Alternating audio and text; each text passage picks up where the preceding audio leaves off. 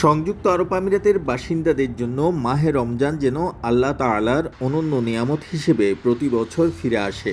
শুক্রবার রাতে তারাবির নামাজের মধ্য দিয়ে দেশটিতে অবস্থানরত মুসলমানরা রোজা পালনের প্রস্তুতি শুরু করেন। তাছাড়া রমজান উপলক্ষে পুরো দেশ জুড়ে আলোকসজ্জার মধ্য দিয়ে অনন্য আবহ তৈরি করেছেন দেশটির প্রশাসন।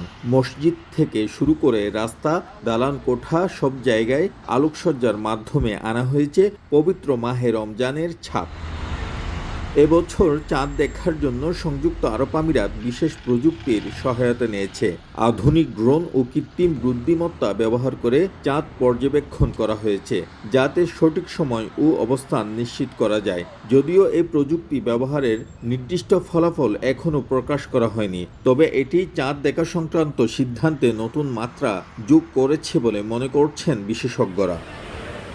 রমজান উপলক্ষে সংযুক্ত আরব আমিরাতের বাজার ও শপিং মলগুলোতে শুরু হয়েছে বিশেষ মূল্য ছাড়। নিত্য প্রয়োজনীয় পণ্যে 50 থেকে 75% পর্যন্ত ছাড় ঘোষণা করা হয়েছে, যাতে ক্রেতারা সহজে রমজানের কেনাকাটা করতে পারেন। প্রত্যেক দোকানে গেলে রমজান মাসে আমরা শুধু অফার দেখি, যে প্রতিটি যে কম্পিটিশন ব্যবসার মধ্যে এখানে তারা রমজান মাসে কখনো সেটা বাড়ায় না, সেটা আমরা কখনো এখানে দেখি না। যে মূল্য নির্ধারণ করা হয়, এটার জন্য অবশ্যই আমরা যারা প্রবাসী আছে, যেখানে এখানে ফরেনার্স আছে, সবাই এই মূল্য ছাড়টা উপভোগ করে। এছাড়াও রমজান মাসে অফিস ও সরকারি প্রতিষ্ঠানে সময়সূচিতে পরিবর্তন আনা হয়েছে।